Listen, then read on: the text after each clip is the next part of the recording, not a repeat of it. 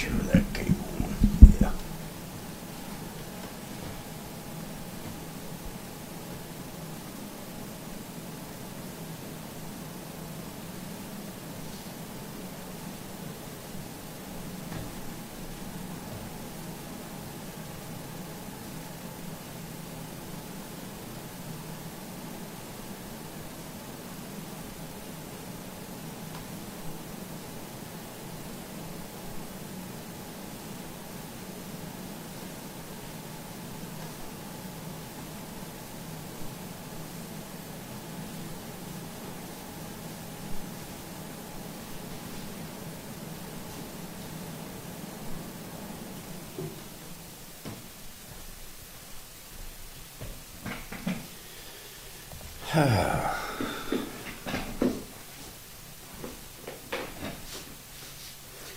Raise this thing up.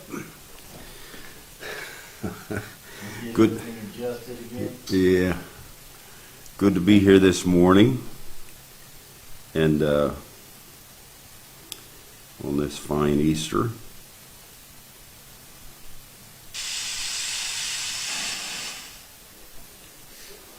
It is a beautiful day here, sun shining, nice cool day,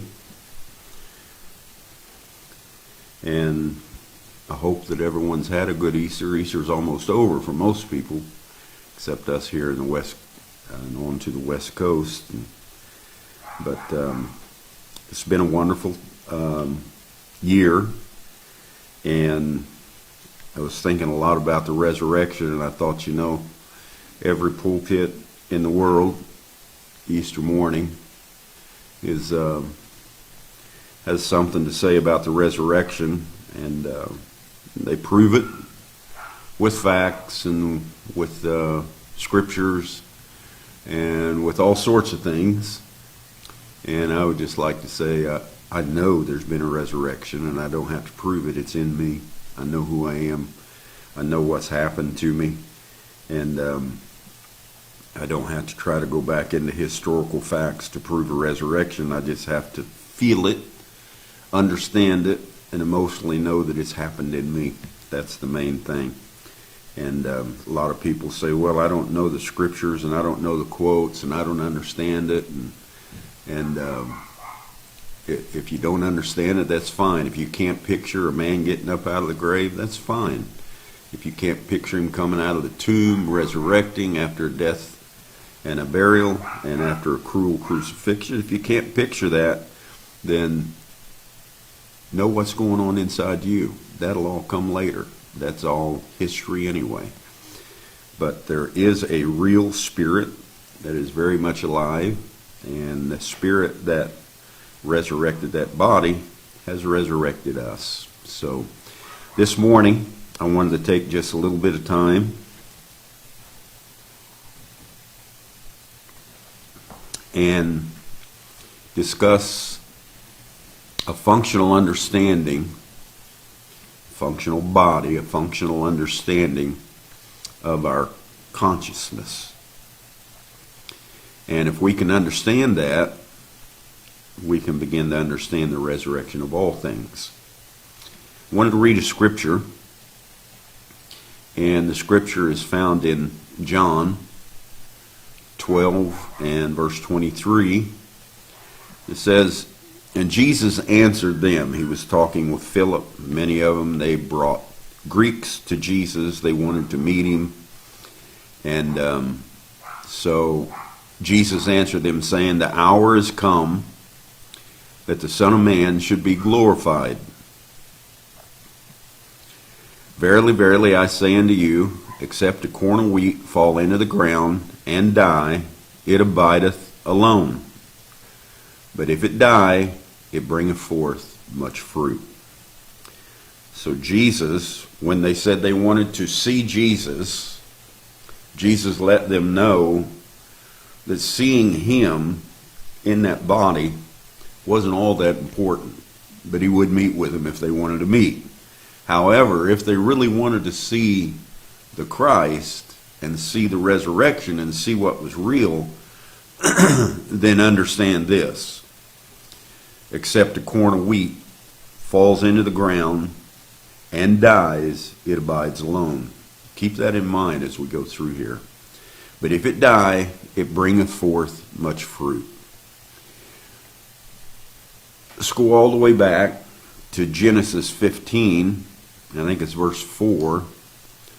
And the Spirit is speaking with Abraham. And it says, Behold, the word of the Lord came unto him, saying, This shall not be thine heir. Abraham in the 15th chapter was worried about he didn't have any children, and that Eliezer, a servant of his, was going to end up being his heir. And the word of the Lord comes to him and said, That's not going to be so. But he that shall come forth out of thine own bowels shall be thine heir. Now just think about that for a minute. Nothing outside of you is your heir, but it's what comes forth from inside you that is your heir. And he brought him forth abroad and said, Look now toward the heaven, and tell the stars if thou art able to number them. And he said unto him, So shall thy seed be. So, Abraham, there's going to be an enormous amount, an innumerable amount of people coming out of you, of attributes coming out of you. Then Paul comes over in the 10th chapter of Hebrews, and he says, For the law, having a shadow of good things to come, and not the very image of the things, can never, with those sacrifices, all those things that the law had them sacrifice, can never with those sacrifices which they offered year by year continually make the comers thereunto perfect. So nothing about the law, as many things as you might try to do with things outside of you, bullocks and lambs and meal offerings and burnt offerings and all kinds of things that you might try to do outside of you, none of it will perfect you. But it's what comes from the inside. When you're continually going to the outside, you're not perfected. But there is something that happens from the inside that perfects you. He goes on, For then would they not have ceased to have been offered. If something would have perfected them, they wouldn't have needed to keep doing it. Because that the worshipers, listen to him closely, the worshipers once purged should have no more conscience of sin. I guess most of the people in the message and third that they're not purged yet, since they still have.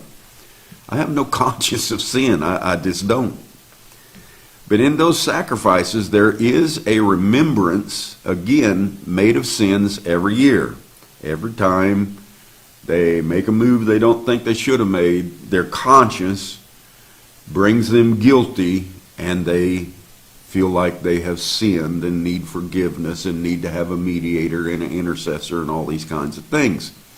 So Paul is very clear here, for it is not possible that the blood of bulls and of goats should take away sin. Nothing outside of you will take away your sin.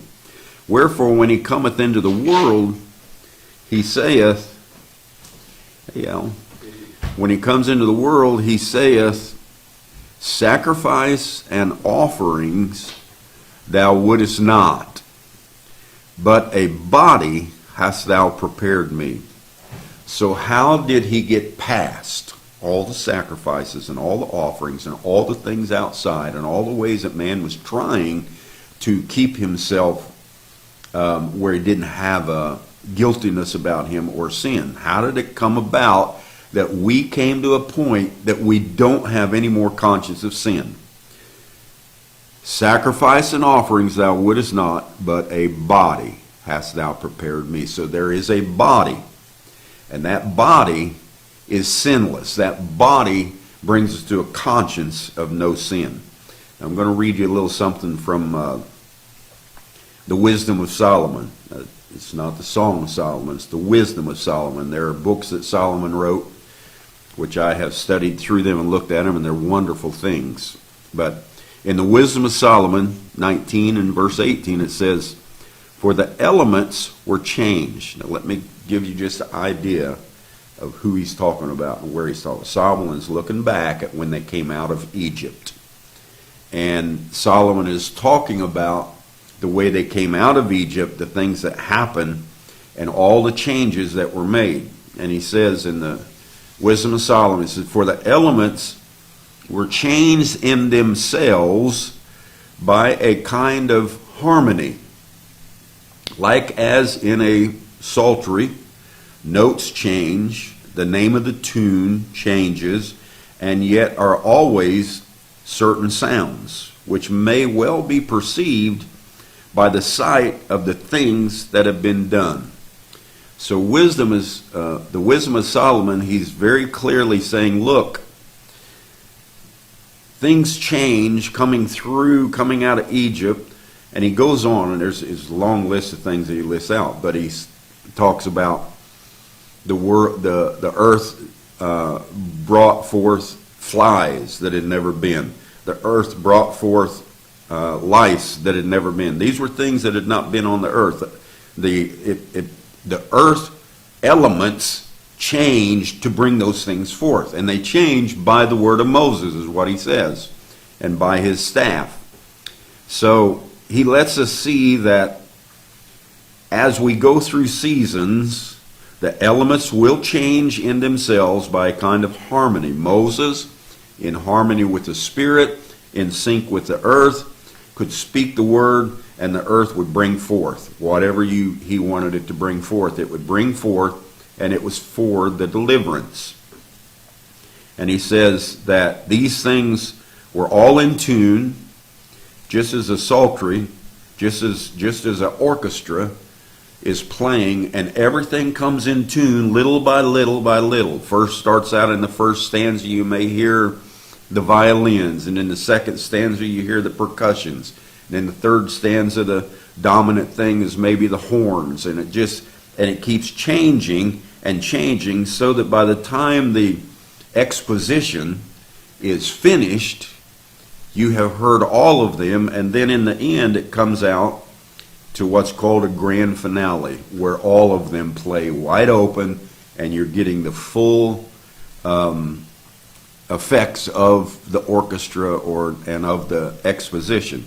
Now each one of the stanzas have a little end thing, but it's just a little small thing.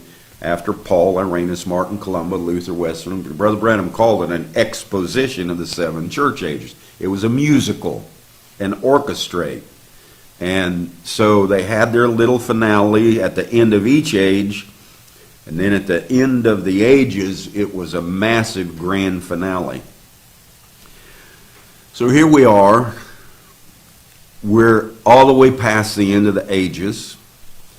We're no longer looking outside for anything about what we need. We're looking inside. We're turning inward.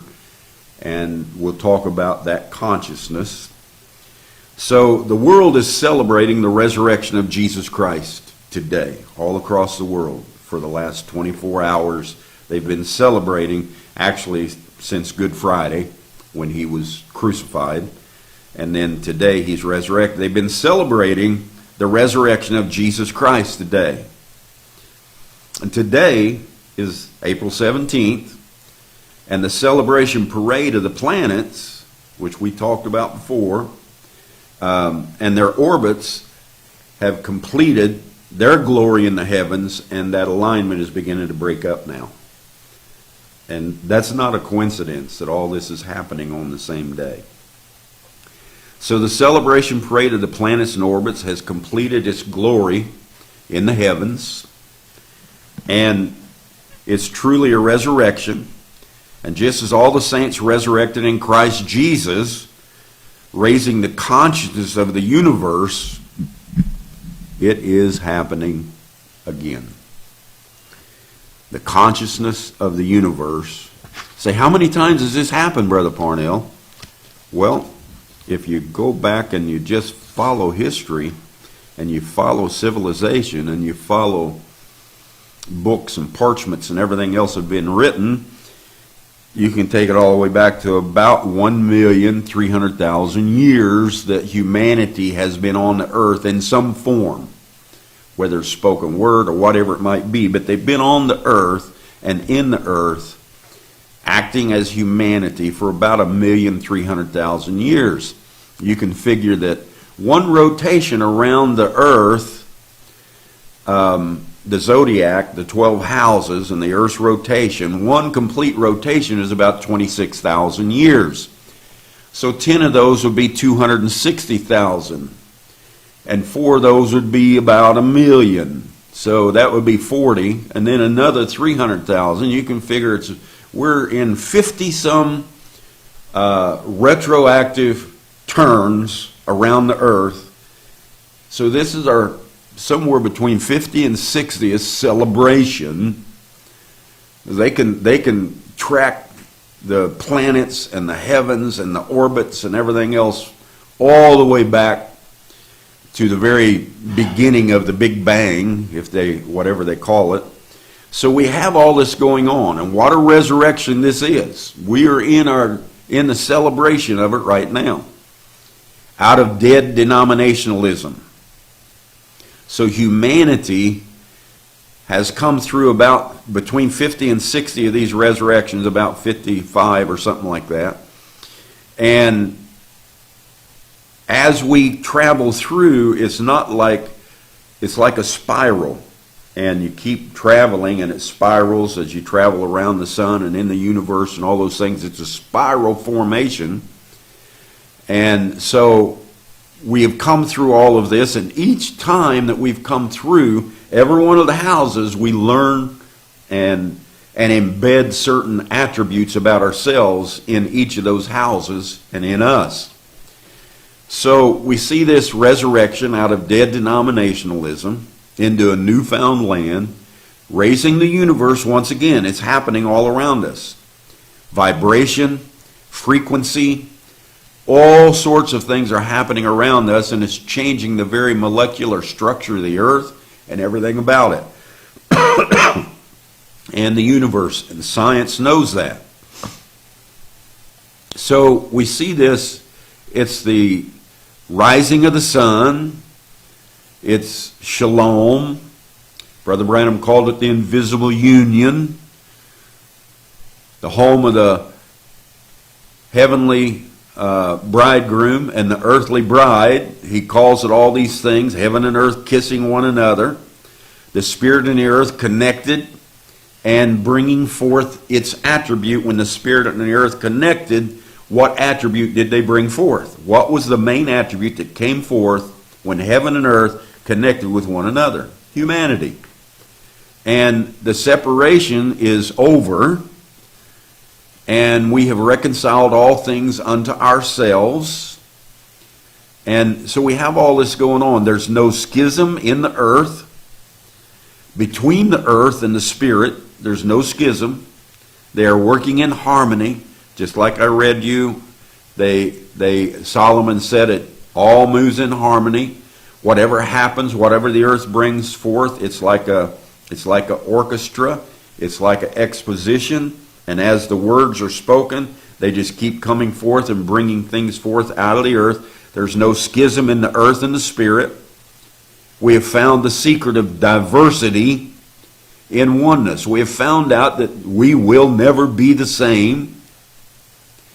Nothing will ever be the same. No two snowflakes are the same. Nothing is ever the same. We're not looking for sameness. We found the secret of diversity in oneness. There will always be diversity, never sameness, always oneness. So we see this going on, and we're starting to begin to accept and understand that the Spirit is moving in all things. That quickening Spirit that quickened us from the dead, that quickened Christ from the dead, that got him up out of that tomb, that same Spirit is moving in us and keeping the earth and everything in perfect harmony. Now, we know that Jesus, he said in St. John 3, I believe it was, he said, no man has descended from heaven, No man has ascended into heaven, save he that descended from heaven, even the Son of Man which is in heaven. So Jesus was working off of the understanding of descent and ascension. And today, for just a little while, I want to talk about this functional conscience within us and how we can overcome all these feelings of, gee, these things aren't right. Things aren't working right. Things aren't going right. We can overcome all these feelings. In the concept of descent, followed by an ascent, because that's what Jesus said. He said that he first descended and then ascended.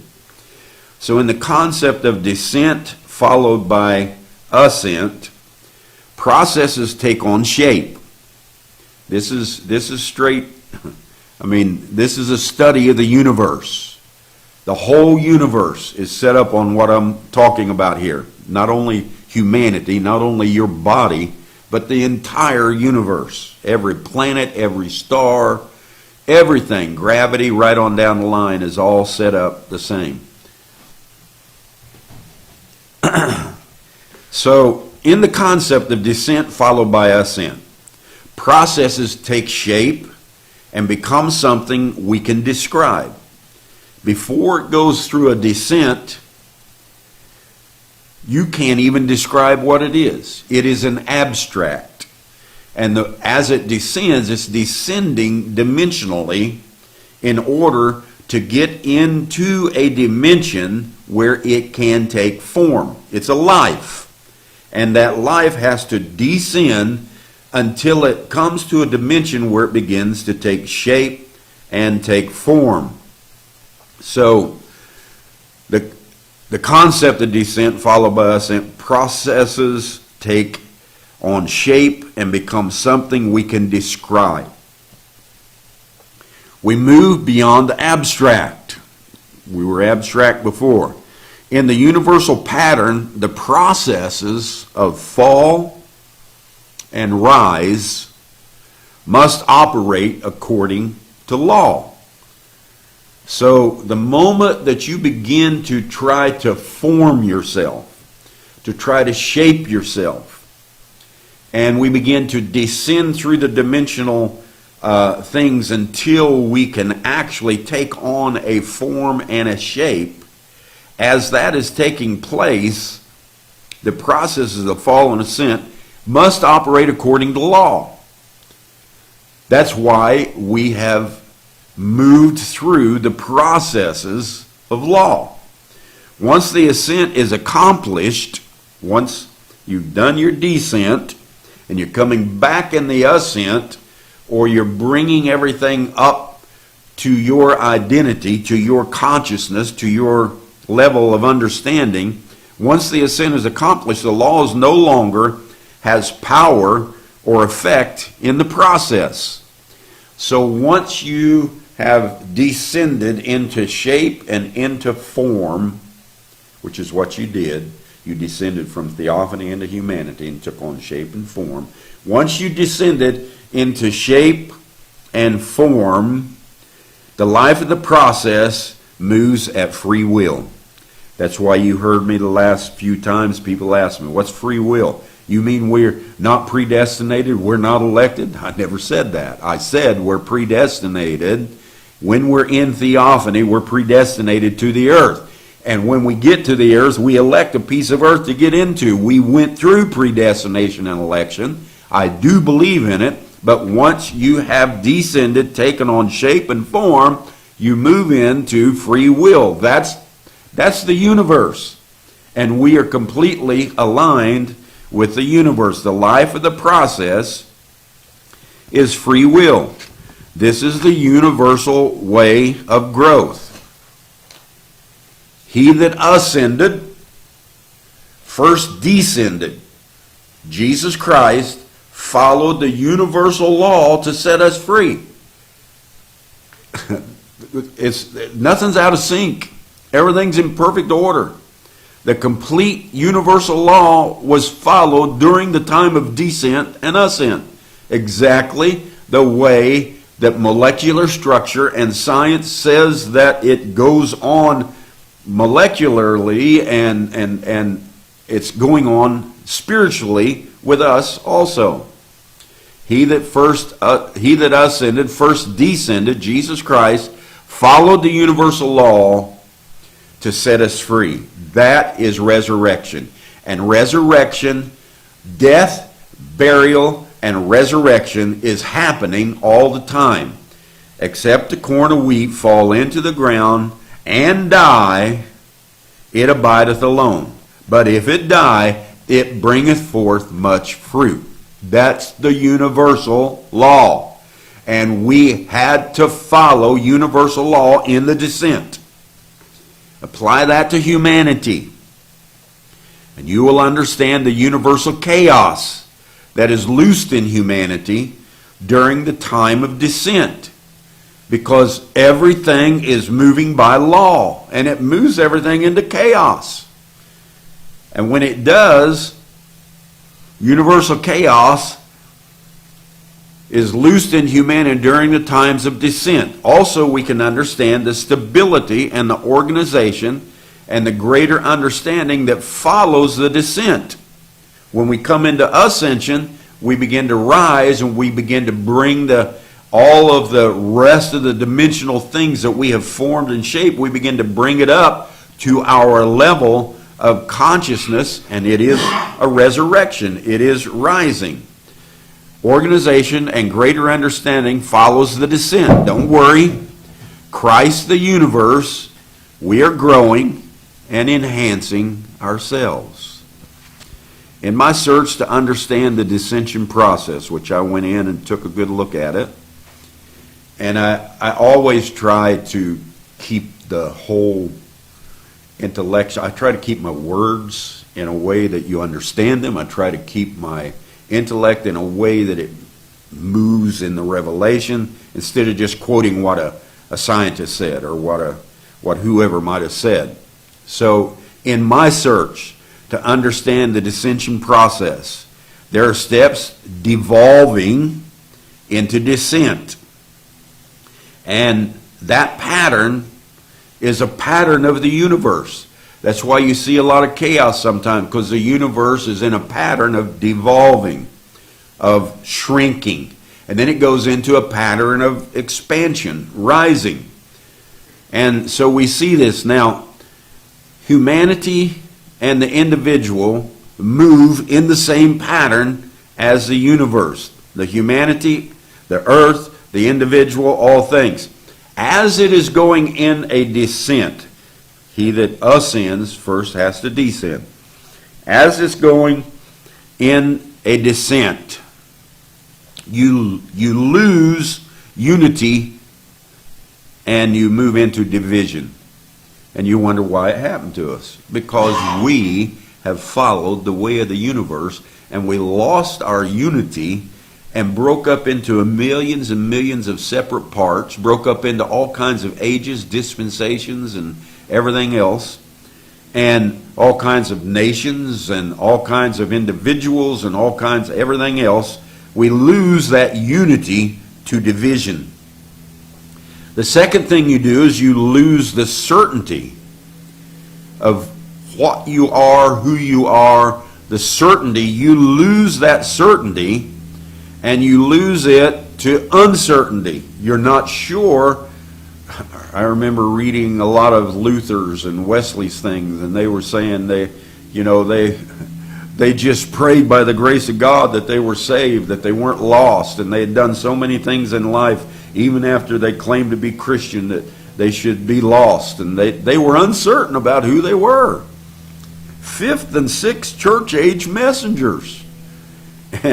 And so you lose in the descent, you lose a certain amount of uncertainty. Loss of free will. You lose that free will, and it goes into law and limitations. This devolving takes place in the science. This devolving takes place in photons, electrons, and protons. And so in the descent, we lose this unity and become unpredictable, and therefore lose our free will to perform free will, because we need law to hold us in obedience during a descent. Otherwise, we go into complete chaos. The planets will begin to strike one another. Everything under the sun will go into total chaos. So we need that law in the time of descent, when we're totally uncertain of who we are and what we are. The descent changes the mix of elements, the minerals, the botany life, the animals, the humans. The descent changes them. It changes. You know it does. They begin to die. They begin to do all these things. So during the descent, predetermination and electives become very important. And what became very important to all of us during our descent? Predestination and election. We've been predestinated. We've been elected. We didn't know how to apply it. We applied it the best we could. But in all things, during the descent, predetermination and electives become very important due to the loss of unity. You're trying to, in all honesty, you're trying to stay alive. You're trying to survive, and you can't identify with anything hardly. In the descent, becomes very important due to the loss of unity, certainty, you're very uncertain, and the loss of free will. So what I want to make this simple.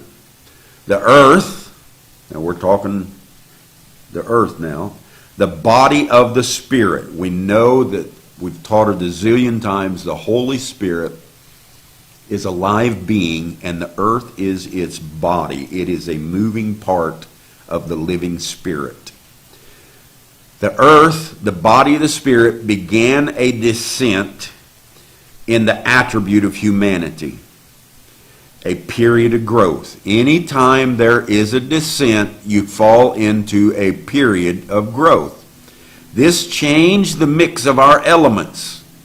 When the descent of humanity was finished in Christ, we began our ascent, which we will talk further about. Regain our unity. We regain our certainty. We have a certain sound. We have a certain thing. We know who we are. We regain our free will. We're not trying to walk by predestination or election. We regain all these things through the ascension process. We are the universe, perfectly aligned and growing all the time. And we're moving through the very functions of the universe all the time. Descension, resurrection. Death, burial, and resurrection. Descending and ascending. Ephesians 8. Wherefore he saith, when he ascended up on high, he led captivity captive, and gave gifts unto men. Now that he ascended, what is it but that he also descended first into the lower parts of the earth?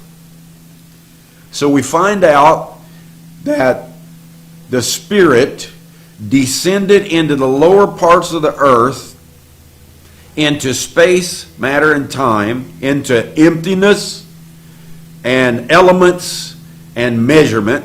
He descended into those and began to take shape and take form. And then when he done that, now he that ascended was, what is it but that he also descended first into the lower parts of the earth? And he that descended, he that dropped down into emptiness and elements and measurement and took all those things onto himself, he that descended is the same also that ascended up far above all heavens, that he might fill all things. Now when we see this and we read, we think, he that did this, and we think that was Jesus on Calvary. Well, that's fine if you want to think that. If you want to keep that idol in your mind, that's okay. But we are the he. Where do you think you were at? Were you not hanging in that body? Was that body not yours? Did you not suffer and die and get buried and resurrect and ascend? So when Paul is talking about these things, stop thinking about one person or one being and think about all of humanity. Think about all of the universe going through this. We say Christ is within. And I was thinking about Peter, where Peter made the statement. He said when Christ died, he said he entered into the spirits in prison, and he said that he set the captive free. And I thought, okay, where did we enter? Where did we go when we descended? We descended into the earth, and then when we get here, we descend into ourselves inward. It's not like there's something inside me in here, but I am a level of consciousness. I am a conscious person, and I descend into that, or I descend into the lower parts of the earth, or I descend into my emptiness, my elements, and my measurement, and I descend into that, and I begin to form it and shape it into who I want to be. And every one of you do the same thing. So when we say Christ is, we go within what? What do you think you're going within? You're going to go within the kitchen, the bathroom, the bedroom? You're going to go within someplace behind the moon up there? You're going to go within the sun? Where are you going to go within? You say, well, I'll go within my own self, my own body. There's nothing in there other than organs. You got a heart and a liver and bowels and lungs and brain. You got all those things. All that is organs. There's no life in that unless you descend into that, into who you are, into your consciousness. When you descend and understand who you are, you then begin to descend within. You can dissect the human body, take each piece and part, searching for Christ, and you will never find Christ. You can do whatever you want. Ask the greatest coroner alive. Call him up and say, I got a dead body here, or I got a body here, and I'd like for you to cut it open, and I'd like you to find the spirit. You'll never find it. It's not in the body. It is a consciousness of itself that is directing, walking, and has taken this body to be a part of its consciousness. And it is everywhere. So what is meant when we say turn within? Go within, go micro. Inside is where we will find Christ and find ourselves. We say it. When I use those cliches and you use those cliches and terms on people, what I'm speaking of is becoming conscious of yourself. That there is a collective consciousness of the Spirit. It is omnipotent, omnipresent. It's all omniscient. You just keep naming it. And you don't have to find it or go anywhere to get into it. It is everywhere. It is all things. You are it. Christ is everything, anything, all things, and everywhere. David said, if I ascend up into heaven, you are there. If I make my bed in hell, behold, you are there. And Paul reiterated the conscious Spirit of Christ as being all dimensions and all things when he said, say not in your heart, who will ascend into heaven? That is to bring Christ down from above. Paul's saying, what? You think you're going to bring Christ from up there somewhere? And get him to descend down, or you ascend up like it's some geographical place? And he goes on, he says, say not in your heart, who will ascend into heaven? That is to bring Christ down from above. Or who will descend into the deep? That is to bring Christ up again from the dead. You're going to descend in here and get Christ to come out? You're going to descend into this body? You're going to descend down into the earth? What you're descending into is dimensional things, and it's your consciousness that is alive and has always been alive. It is an eternal thing.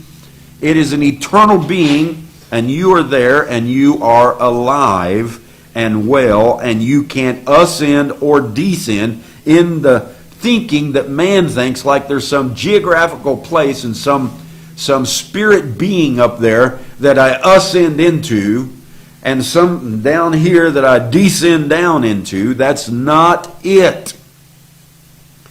Who will descend into the deep? That is to bring Christ up from the dead. But what does it say? Where is it? The word is nigh you, even in your mouth and in your heart. That is, listen to him, the word of faith. It is faith is what we're talking about. We're not talking about a descension or an ascension in a physical manner, but we're talking about using our faith to ascend and descend and to move into things. It's our faith that takes us there. Faith is the substance.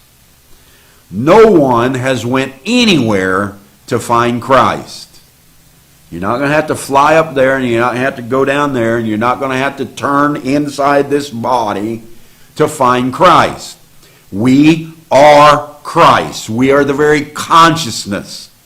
Our individual attribute of consciousness opens. We have an individual attribute. We have a little Don Parnell, a little Latore.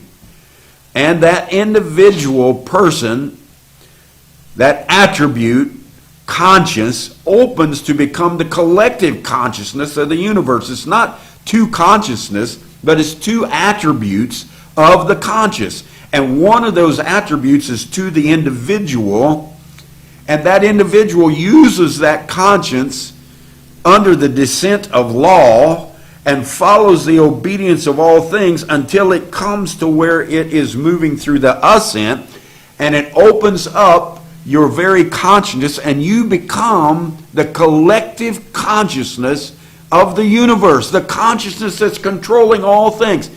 Don't get me wrong, you always were it, but you didn't know you were it. We've said it I don't know how many times. You can have $1 million in your pocket, but if you don't know it, it doesn't do you any good. And our consciousness, we didn't know who we were while we descended, came through law, came through loss of certainty, loss of unity. We came through all of these things not knowing or understanding and trying to believe who we were, having mediators and intercessors and everything else under the sun, having all kinds of sacrifices and works outside of us to be able to say, look, this is what I've done and it's good, therefore I'm whatever, Christian or... So we see this, our individual attribute of consciousness, or I could put it like this, a consciousness with a limit of law on it. And we see that through the descent, so we can take shape and form. And then in the ascent, all of those laws, we've risen from the dead.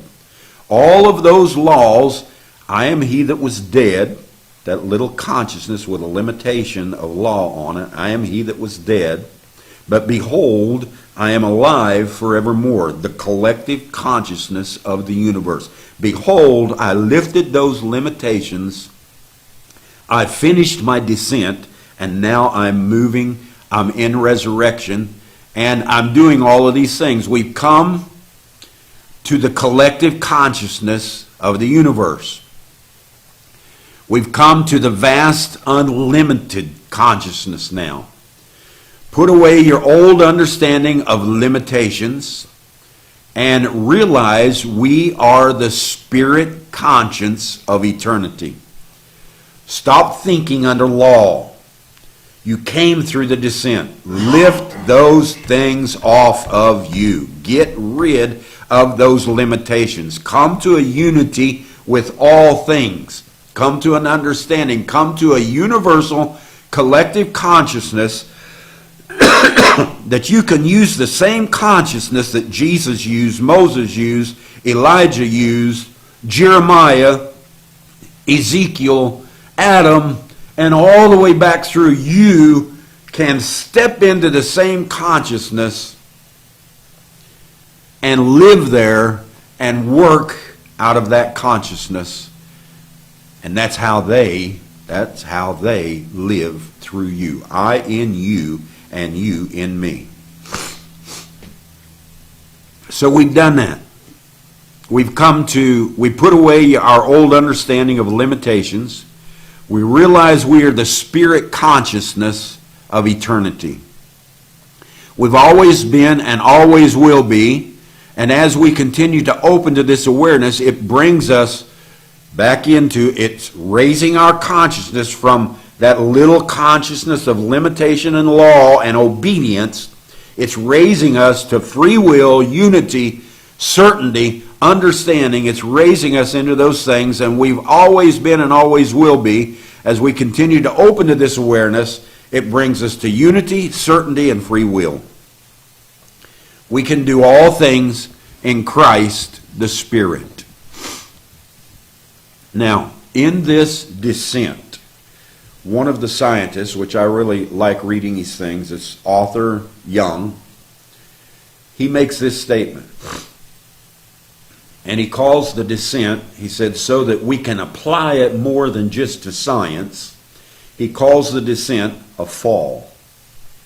In the fall, speaking of the universe, in the declension, or in the dissension, or in the devolving, in the fall, it's a fall of molecules and atoms. It is the loss of original freedom. As the molecules and atoms make their fall, they lose freedom and come under limitations. Now, it's a loss of original freedom. In the fall, what do they lose? What do atoms and molecules lose during the fall? They lose free motion of one particle, and one particle cancels out another particle's free motion. So they bind themselves to where they can't move freely in the universe. It happens it's happening by the zillions of atoms and molecules around you and me right now. I'm talking about a descent and a resurrection that's taking place now, not one that happened 2,000 years ago. So in this fall, we lose that original freedom. In the fall, free motion of one particle is canceled by the free motion of another particle. The result is an inert object loses free motion and begins to respond to exacted laws upon it. Let me put it like this. It begins to go into chaos. It begins to go into, put it in a human form, it begins to go into panic mode, and it starts banging itself against the walls everywhere. Bang, bang, bang, bang, back and forth. Going as far as the limit will let it take, because it had free will. It could move anywhere. It still has that consciousness. But it has pinned itself up and enveloped itself in law for a little short period of time. So now it's striking all the walls, everything that created itself around it to hold it into an obedient place. It's striking against it. And kind of like sperm striking the egg. Millions of sperm from a man, and it just keeps striking, because that sperm knows it's carrying life. And sooner or later it breaks into that membrane, into that egg, and it fertilizes. This is what atoms do. This is what molecules do. So we see this. The result is an inert object. It loses its free motion and begins to respond to exacted laws, left, right, goes out into extreme left, extreme right, extreme this, extreme that. And look at everybody. Look at what's going on today. The result's an inert object losing free motion, begins to respond to the exacted laws upon it. That's author Young's way of explaining atoms and molecules descending to take shape.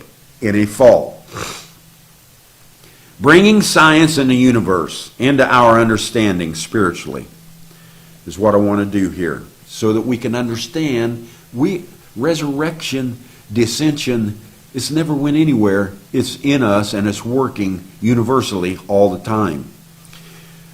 I will say this, when we speak of humanity concerning fall, you know what we always said, Adam and Eve back there, and they fell, and Adam should have known better, and Adam did this and that, and Eve, that filthy woman, she caused every death, she caused every hospital to be built, she caused every disease, and we just go on and on and on with trying to degrade the woman and make the man full of sin, so we can scream, I need a Savior, I need an intermediator, I need all these things.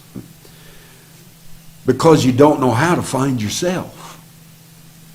So here, when we speak of humanity concerning fall, we would be better served in the concept to think of a temporal loss of freedom.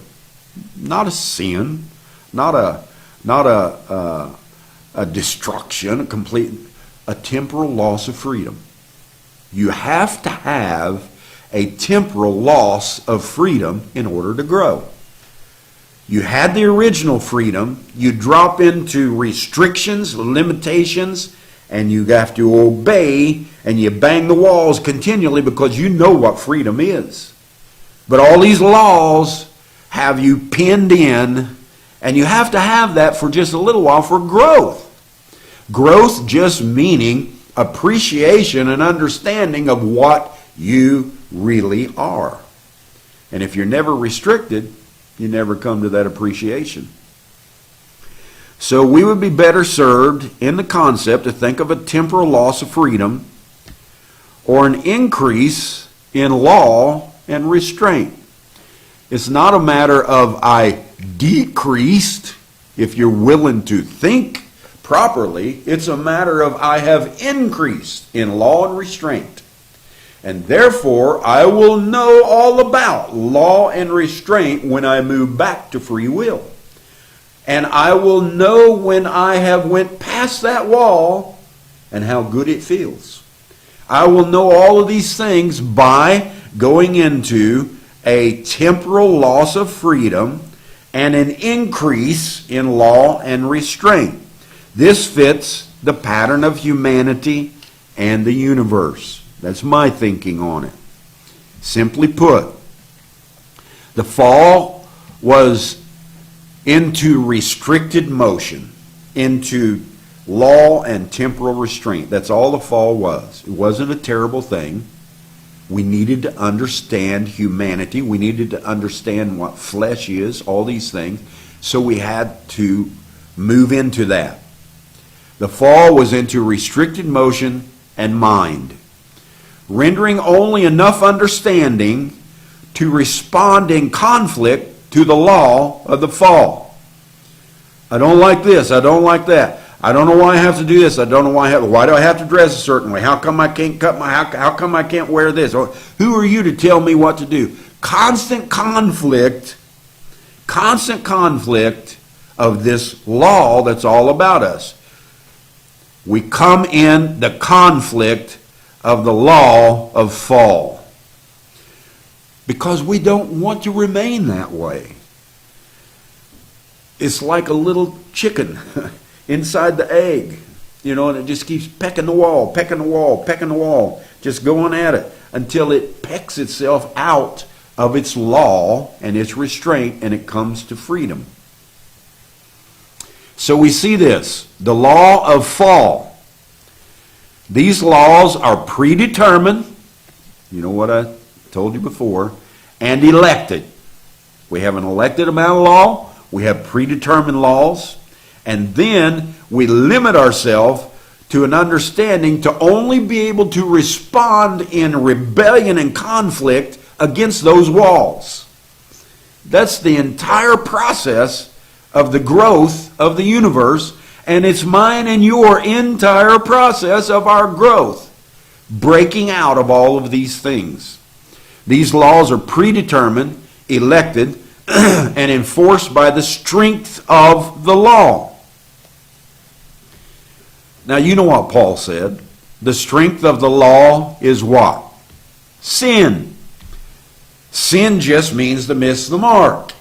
So, when we dropped into these restraints, we begin to push against the walls, complete rebellion, fighting to get out of those walls, and we're being enforced by the strength of the law every time we do something disobedient. Every time we rebel against it, the strength of the law, which is sin, becomes stronger and stronger. So the wall, as you're banging it and banging it and banging it, it becomes stronger and stronger and stronger. And after you keep trying to restrict, you can't get out. You know that. We've all been in that prison house. Sin just means to miss the mark. Change your thinking about the law and about sin, and you'll not have to deal with it ever again. As we miss the mark and are conscious of doing so, we have within us the Spirit that makes a way to overcome the fall. We have a conscience knowing the law's there, and that little individual restricted consciousness has to be opened up and the law lifted off of it. And how do you lift anything off of yourself? By a change of mind. There is therefore now no condemnation to them who are in Christ Jesus. You're free from the law and from sin. Sin just means to miss the mark. As we miss the mark and are conscious of doing so, we have within us the Spirit that makes a way to overcome the fall. We have within us a Spirit. It's who we are. It's our very consciousness. And it says, don't worry about that. I removed that wall when you were hanging on Calvary. I removed that wall when you began to go through your suffering, and I removed that wall when you came to the end of your descent. I finished the descent. This conscious Spirit is telling you that on the inside. I finished the descent. I am in ascent, and you need to forget and move the law of consciousness off, or the law of sin off of you, the law of fall, and you need to move on up into the collective consciousness where there's no sin. Everything's in harmony. Everything is an exposition. Everything is perfect. How do you do that? Do you move from some geographical place to another? No. Do you move from some dimension to another? No. You change your conscience. You change your thinking. You get rid of all those restrictions, which you can do now because you died on the cross. You were buried in the tomb and you resurrected. So that was Jesus. That was me. Jesus was just a part of that.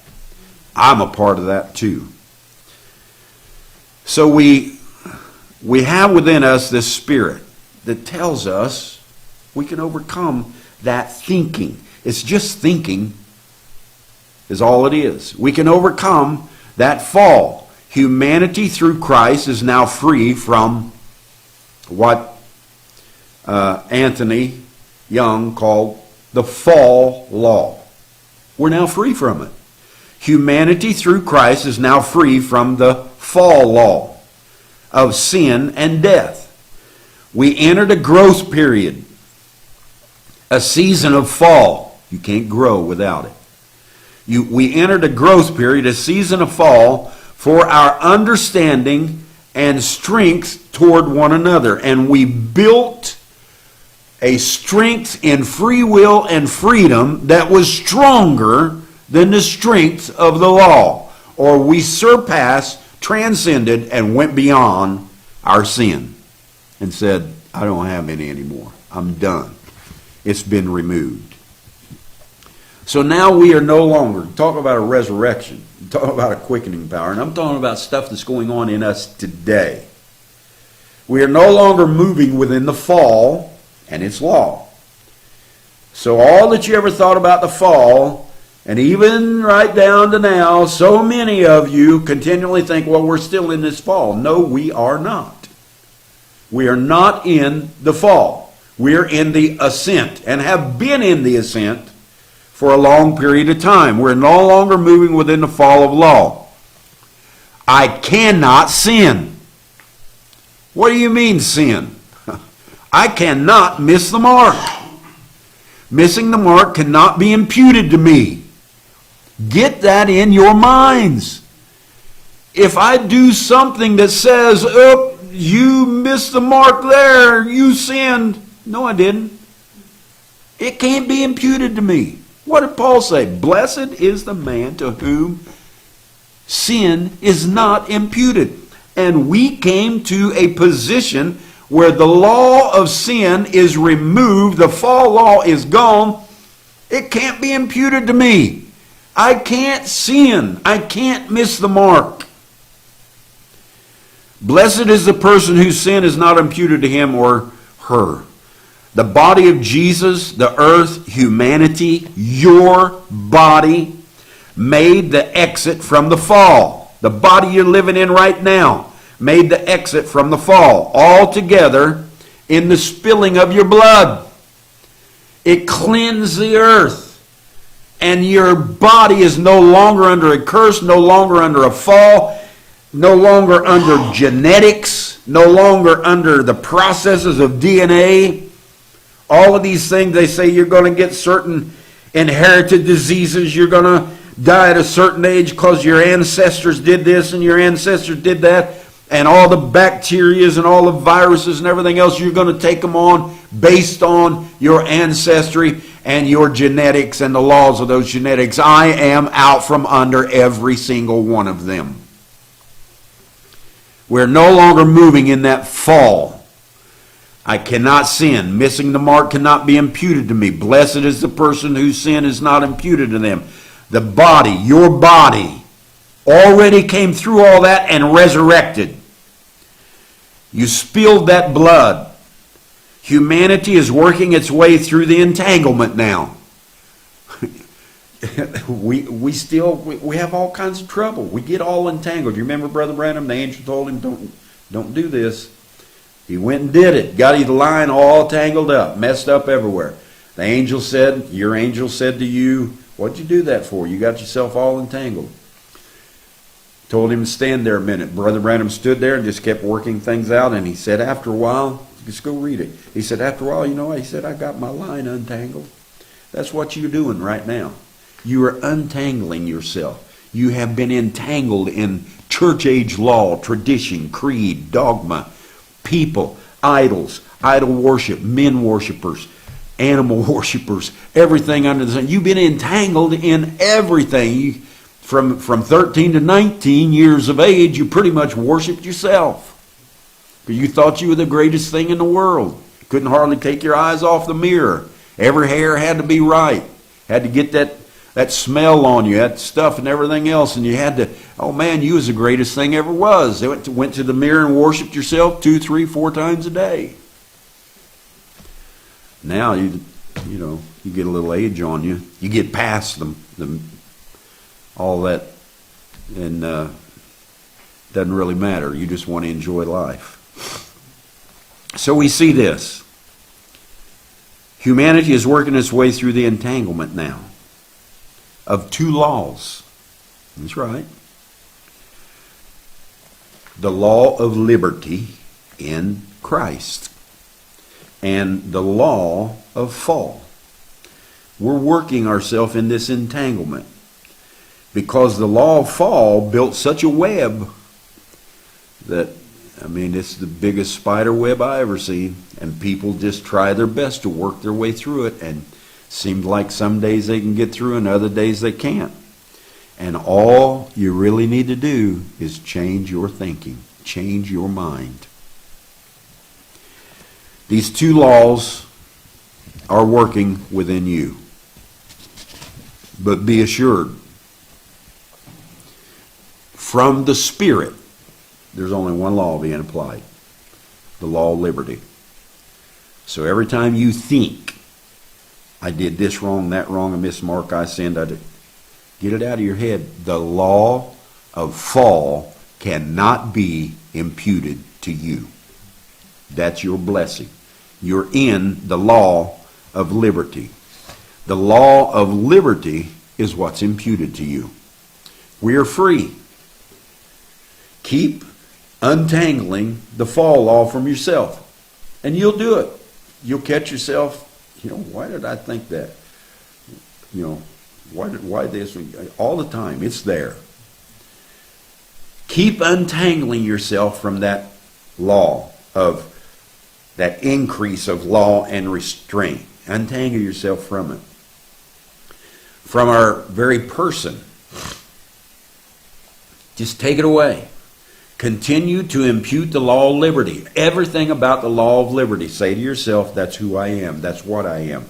That's my very actions. That's my being. That's my person. I am the law of liberty. Apply the law of liberty to your person. This removes all condemnation, and it removes the imputation of the old law.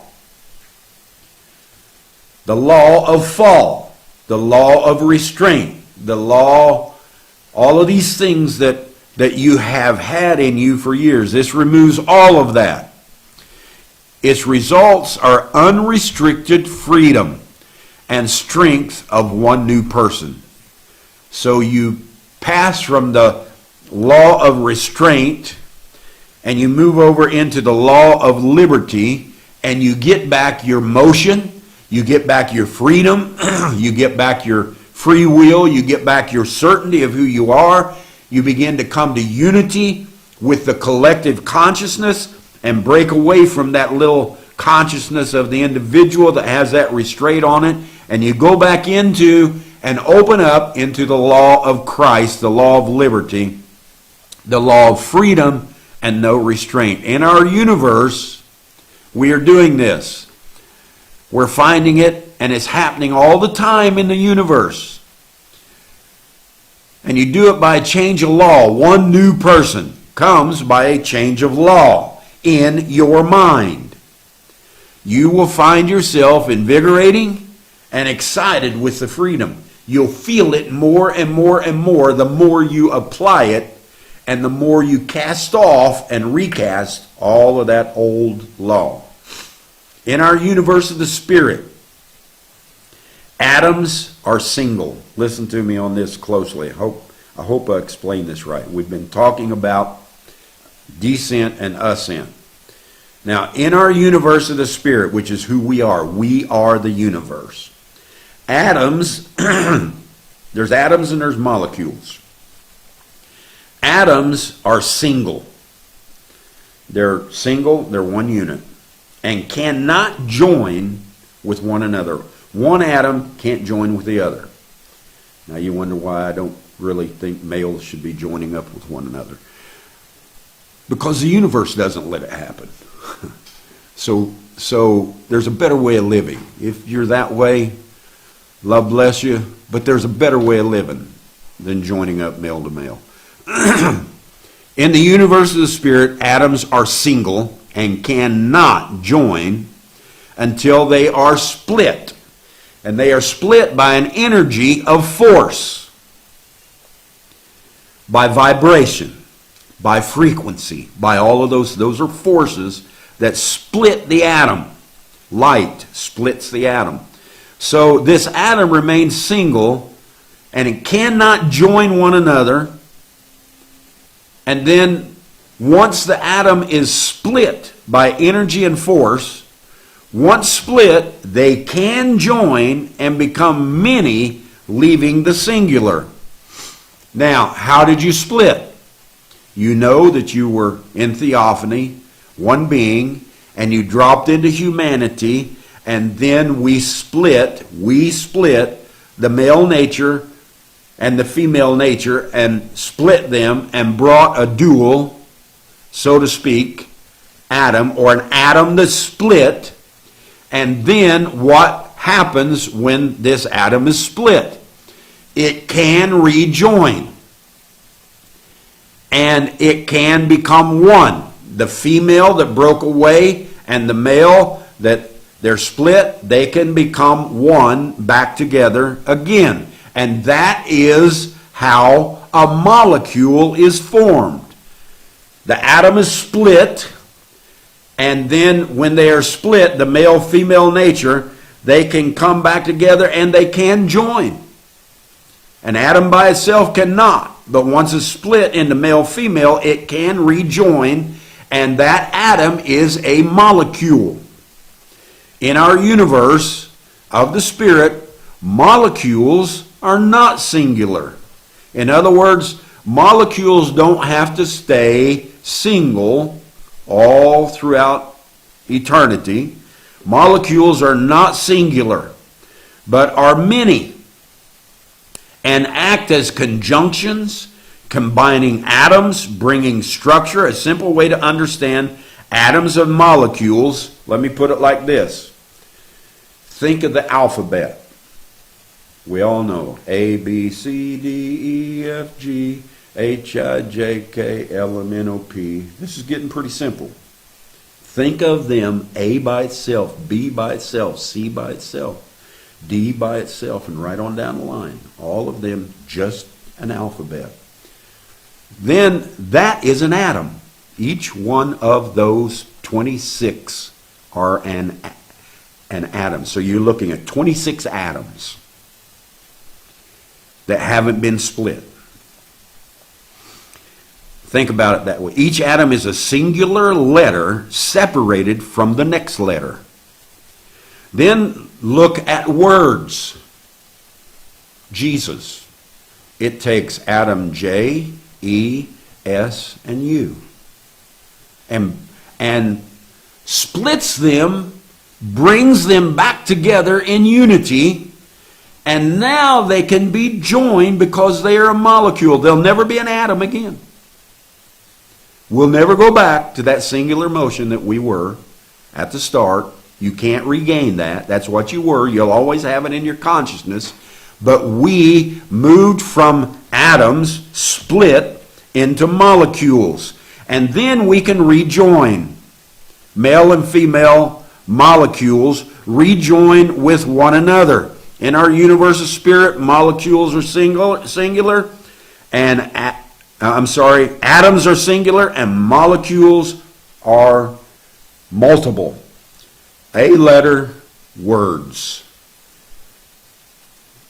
Just think about it like that, and you'll understand what's going on in the universe. Science makes it real complicated at times, but it's just that simple.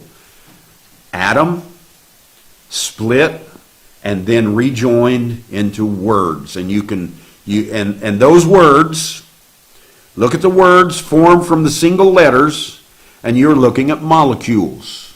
Not a single letter. Looking at the words formed from single letters, you're looking at a molecule. A combination of atoms is molecules, and can be endless in the makeup of words. Can be endless. Supercalifragilisticexpialidocious. It can just go forever and be endless, because once we break away from singular, we break away from separation, and we move into the molecule world or the humanity world, we can become many. The simple explanation gives us a view of the structure of humanity. Atoms singular could not produce or multiply without the force of energy to split them, the masculine. Once there is a split atom, the molecule comes into view and brings conjunction, therefore freeing humanity to become as many and as endlessly as they want. Molecule, the combination of male-female after a split. The molecular movement in the earth, or woman nature, this is what I'm talking about. The molecular movement in the earth, or woman nature, conjuncts the atom. It brings them together, combines and produces an innumerable amount of molecules, bringing structure to the molecule world, to the molecular world. Right here sits an innumerable amount, holding my hands up, talking through my mouth, looking through my eyes, walking with my legs, all these things that I'm doing. Right here is an innumerable amount of molecules that started out as an atom, split from theophany down into the world, and became male, female, and then rejoined. And I'm sitting here today as a complete, structured, molecular structure, a person, and this is atoms and molecules going through the descent and the ascent.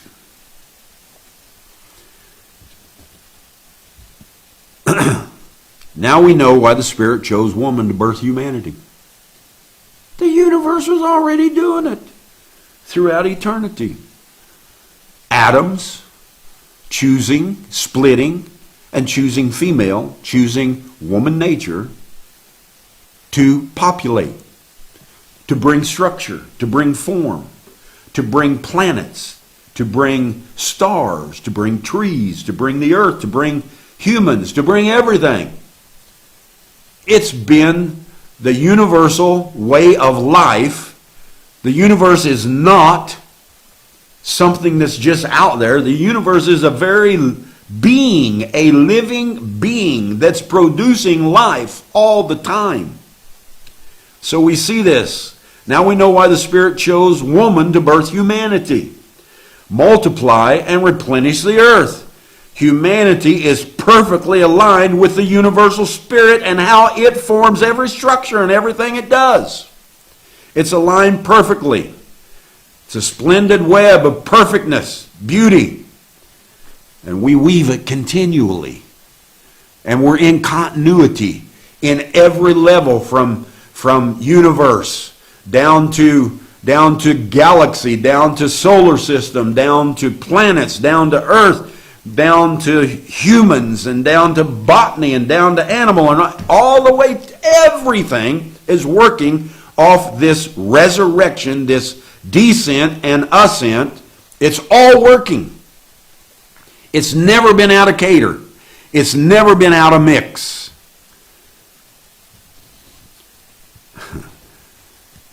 If we can understand this, it's so simple.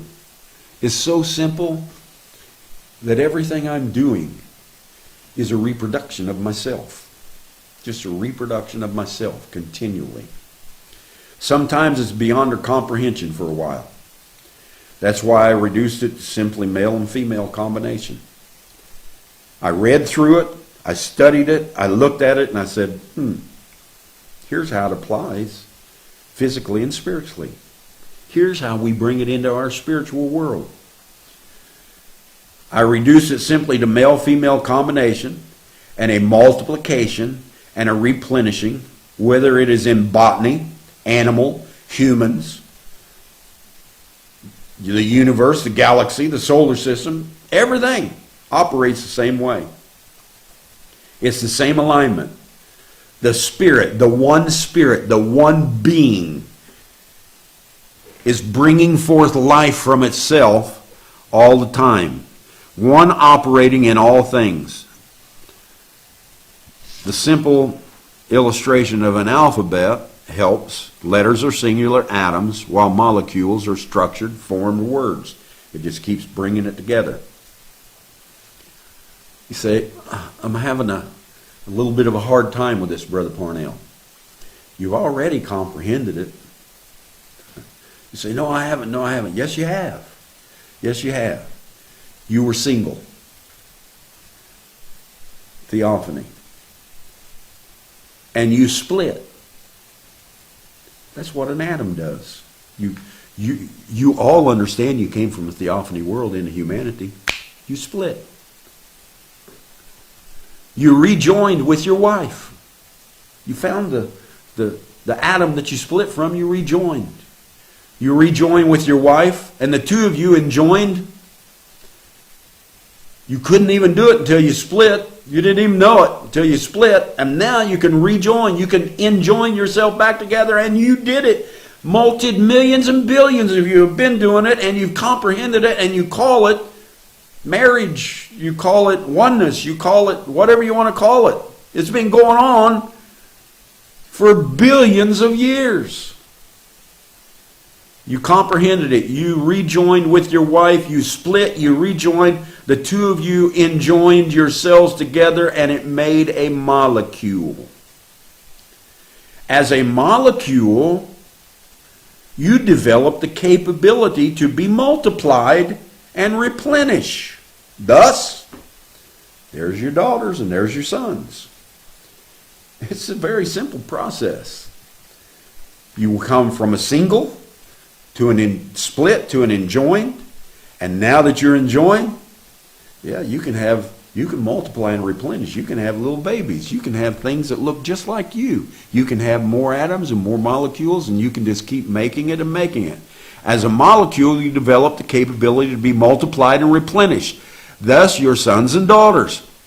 And then they did the same, and your grandchildren came. And they'll do the same, continuing to replenish the molecular structure of the universe. You did it already. You were single, you become a husband or a wife, you become a mom and a dad, you become a grandma and a grandpa, you become a great-grandma and a grandpa, and it just keeps going right on down the line, and your atom that split and rejoined is multiplying in molecule all over the face of the earth. And it's doing the same in the universe with actual atoms and molecules in that form, protons and photons and neutrons and everything else.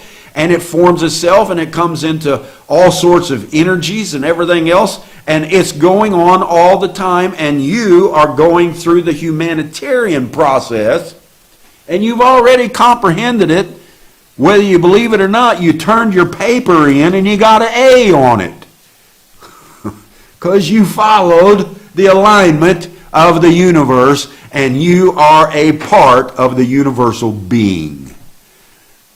100%. Yay for you. It's not hard to understand. Now think of Jesus Christ. Let's go back there for a minute. You already did it. You have moved through.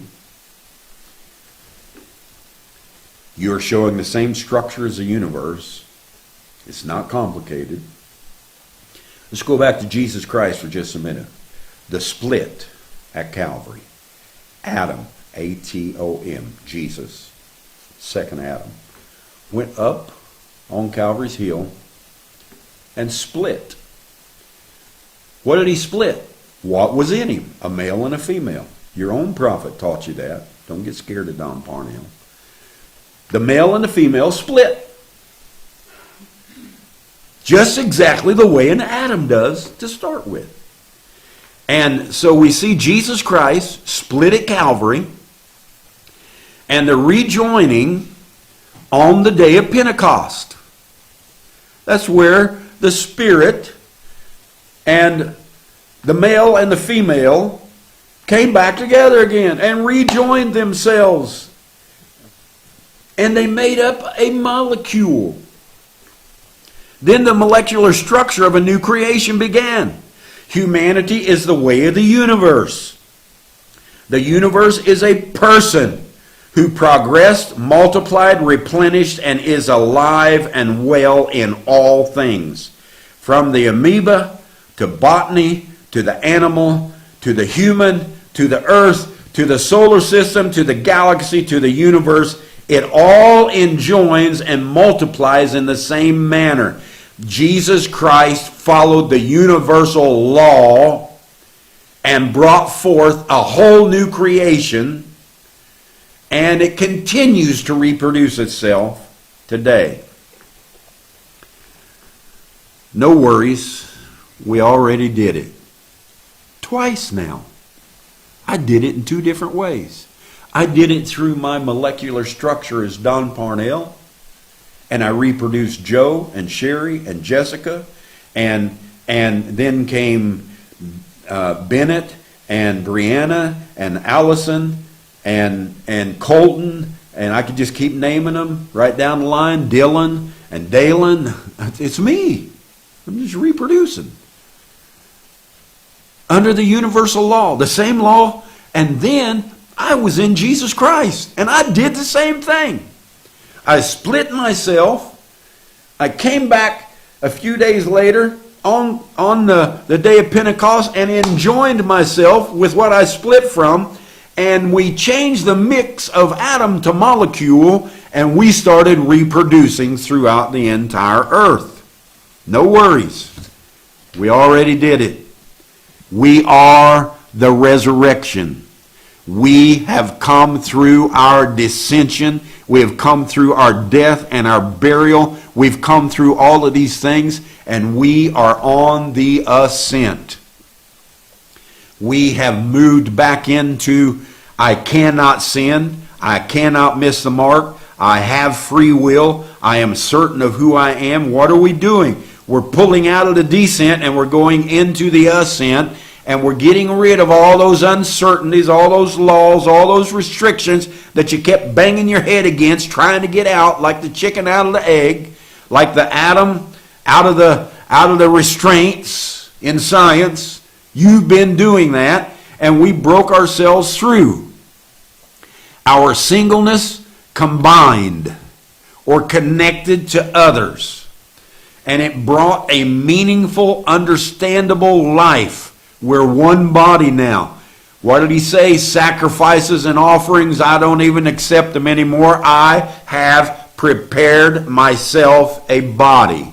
We did it through the universal law of life and liberty. We moved into the free will, and we have become a body of that very being that we are. We produced ourselves a body. The simplicity of this can be understood by the epitome, us, by the collective, all of us. Just look at us as an individual. Our person will be meaningless without our connection to a collective understanding of who we are. Our mingling, our attachment to our partners, our wives, our husbands, our children, our friends, our loved ones, our animals, our flowers, our birds, everything. You are moving through an attachment with them. All of this is going on, and how beautiful is this connection enforced by the energy. What energy split the atom? What force split the atom? We have been regenerated and brought back by the energy and force of love. God is love. All that I've talked about today has been love. Complete love. To carry you through that living being that you are. To carry you through the processes of growth. So that you can learn to love your freedom, love your thinking, love yourself, love your mind, your heart, your soul, your being, and love everything around you. That's the connection that's moving now. That's the Aquarian age. That's the resurrection that Jesus wanted to see. That's what this day is all about. It's not about Easter eggs and bunnies and everything else, which is all fine. That's real fine. Not a thing wrong with letting the kids have a good time. But be sure they understand the resurrection and what's going on today. It's real, it's alive, and you can't get out of it. You are it. You are the universal being moving through these processes. You set yourself up with laws and restraints. You then, through disobedience, broke out of those laws and restraints. And then you come back to free will, understanding, and more growth. And then you know what will happen? Yeah, it will, because we're eternal. We'll put ourselves in some more laws and restraints somewhere in the next life, a million times in this life, whatever it might be. We do that for growth. And then we beat the walls apart until we get it all beat down and we say, man, I'm strong. I overcome that. It gave me the strength to overcome all of that restriction, all of those walls, all of those petitions that were set up against me, all the writings and the ordinances, everything. I've defeated it. I have come to who I am. Love yourself. Know who you are. Understand the working that's going on inside you. Understand that you need to break free from that fall law. You need to break free from that restricted consciousness and come into the collective consciousness of the universal being that you came from and that you are. Love bless.